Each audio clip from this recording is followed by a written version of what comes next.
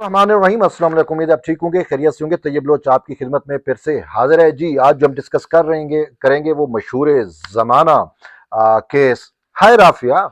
समझ गए होंगे आप, है राफिया। है राफिया, ये कमबख्त तो मार्शल्लाह भी नहीं लगाते। अब आपको समझ आ गई होगी मैं किस मामले की बात कर रहा हूँ। बेसिकली ऑडियो लीक्स कमीशन से मुतल्लिक मामले की मैं बात कर रहा हूँ।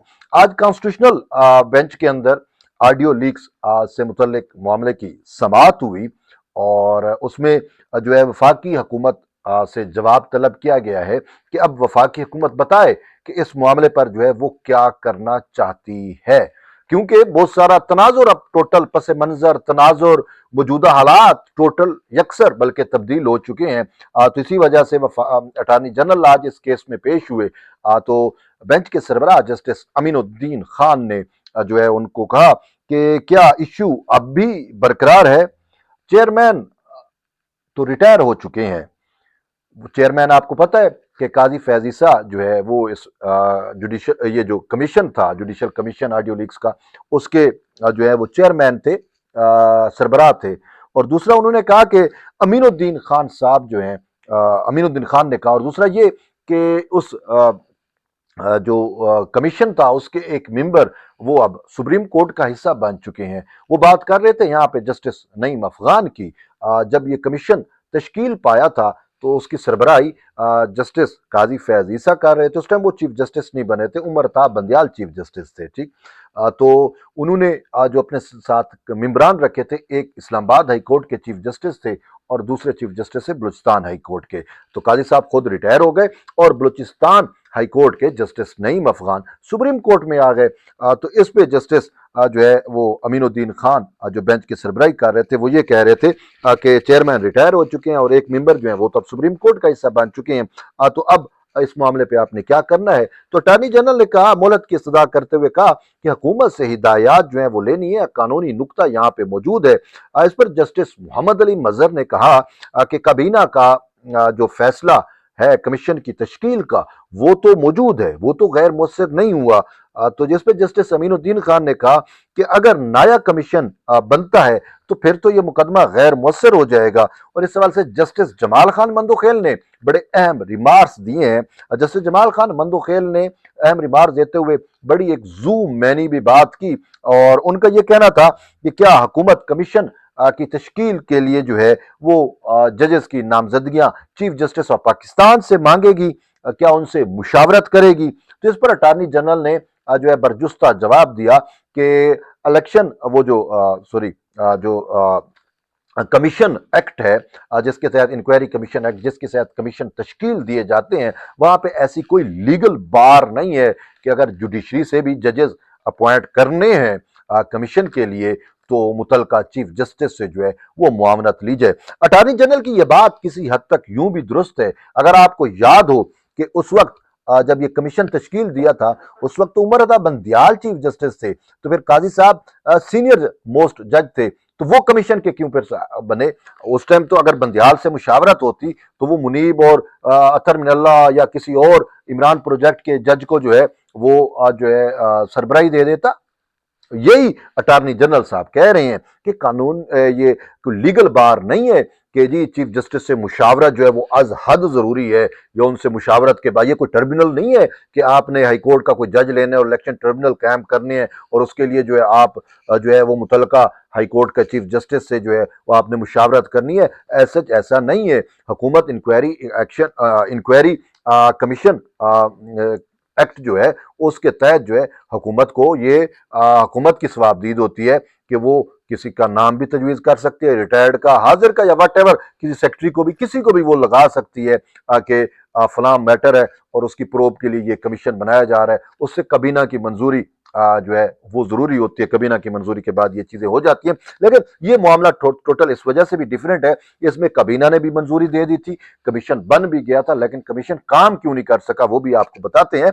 और अच्छा, और जस्टिस जमाल खान मंदोखेल ये भी कह रहे हैं कि अगर चीफ जस्टिस के लिए जजेस, चीफ जस्टिस जो है वो कमीशन के लिए जजेस देने से इनकार कर दें तो फिर क्या होगा। और उन्होंने ये जो जूमैनी बात की थी, उन्होंने कहा कि अदालत की अथॉरिटी को हम अंडरमाइन नहीं करने देंगे।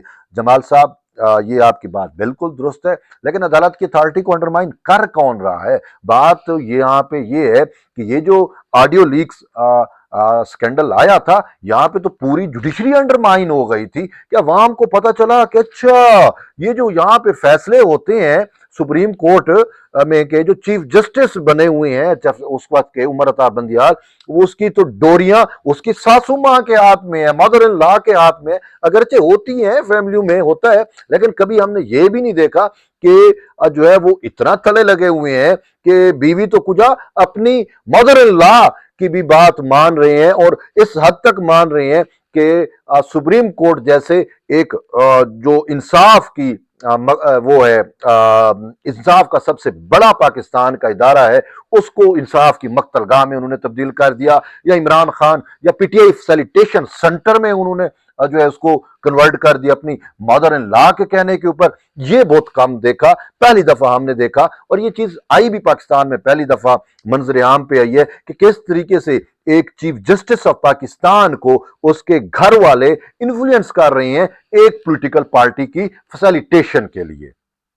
वो ऑडियो लीक्स है राफिया वाली, इसकी मदर इन लॉ वाली ऑडियो लीक्स, अगर आपको याद हो, ये उसकी बात हो रही है। अच्छा, फिर ये जो ऑडियो लीक्स आई थी, इससे जो है वो पूरी जुडिशरी जो है वो दहल गई थी।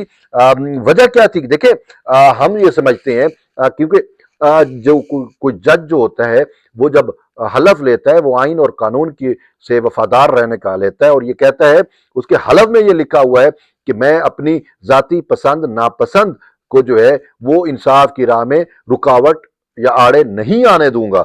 और मैं आपको ये भी बताऊं कि देखें, उसका बंदियाल अपनी मदर इन लॉ के हाथों पपेट बने हुए थे, और पूरी जुडिशरी को जो है अथॉरिटी को अंडरमाइन करते हुए इंसाफ फराम करने की बजाय इंसाफ को कत्ल करते हुए जो कुछ वो कर रहे थे, वो ड्रामा आपके सामने है। जिस तरीके से उन्होंने पॉलिटिकल मनूवरिंग की, जिस तरीके से उन्होंने हमजा शहबाज का हुकूमत गिराया, जिस तरीके से उन्होंने पीडीएम को खुडे लाइन लगाया, जिस तरीके से उन्होंने 63A की रॉन्ग डेफिनेशन की, जिस तरीके से उन्होंने पार्लियामान के बनाए हुए supreme court practice and procedure act को, जो अभी सही तौर पे कानून भी नहीं बना था, सदर ने दस्तखत नहीं किए थे, अभी हवा में ही था, उसको इन्होंने उठा के उस पर जो स्टे ऑर्डर जारी कर दिया।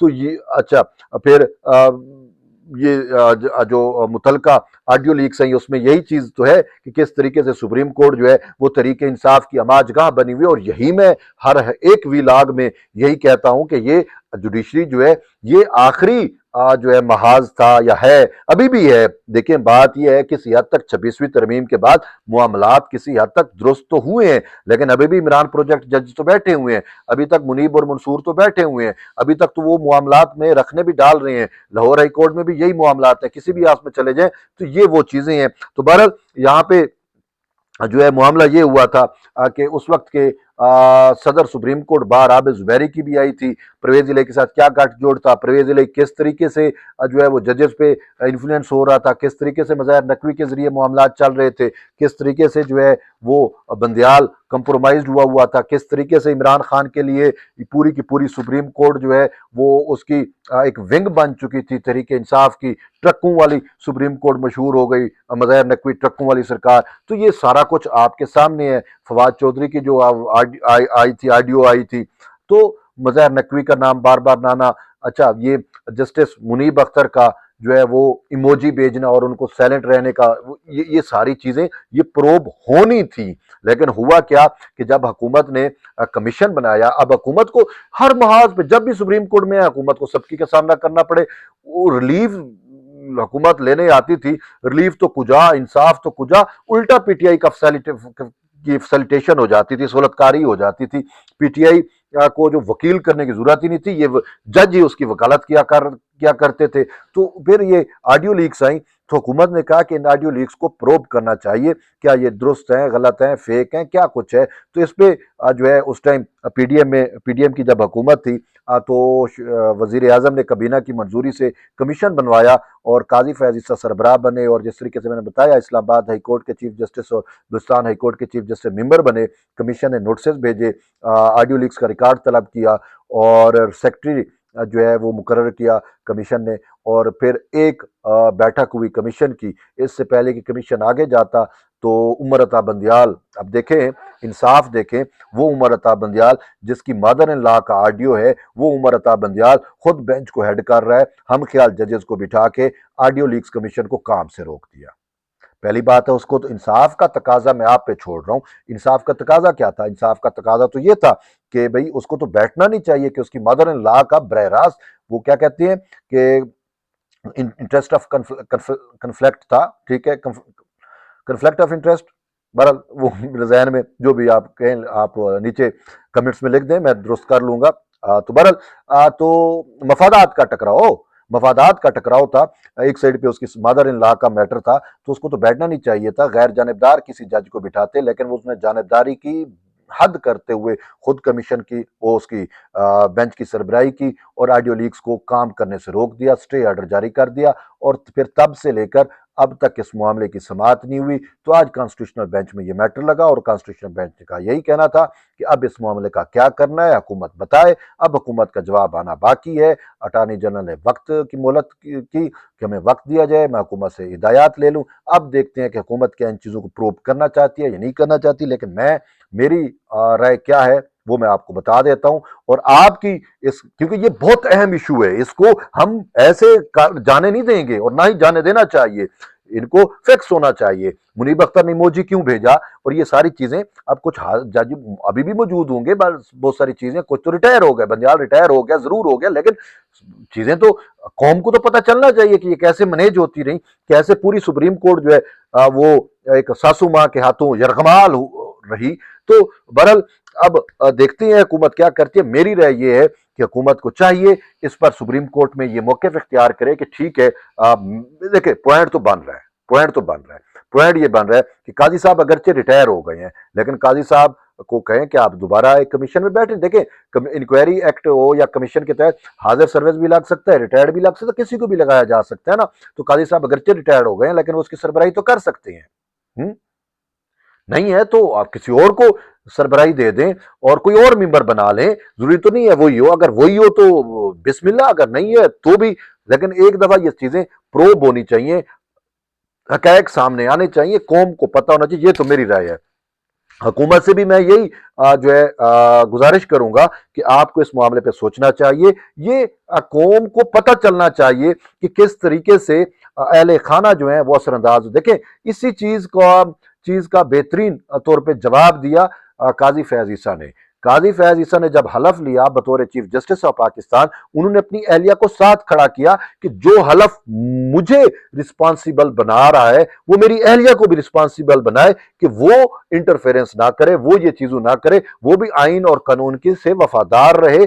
और तो जाती ख्वाहिशात, पसंद नापसंद, उनको आड़े ना आने दें। उन्होंने अपने साथ साथ अपनी अहलिया को भी हलफ दिलवाया, याद होगा आपको, आपने वो देखा होगा कि भाई वो इन चीजों पे असरअंदाज ना हो। और ये बेसिकली वो जवाब था उस राफिया को, ये जवाब था उस उमर अता बंदियाल को कि एक जज जो है वो किस तरीके से अपने हलफ का न सिर्फ खुद बल्कि अपनी फैमिली को भी पासदार बना सकता है कि वो उस अमूर में मुदाखलत ना करे। तो बहरहाल ये एक अहम चीज है। एक हफ्ते तक इस मामले को तक चला गया है, लेकिन मैं आपके जरिए, देखें, आप हुकूमत को, आप इन बातों को लेके आए, आप इन चीजों को बेस बनाए ताकि हुकूमत जो है वो इसको वो कहते हैं मट्टी पाओ कहानी में अब ना डाले, बल्कि इसको रियल सेंस में जो प्रोब कराए और हकैक सामने लाए।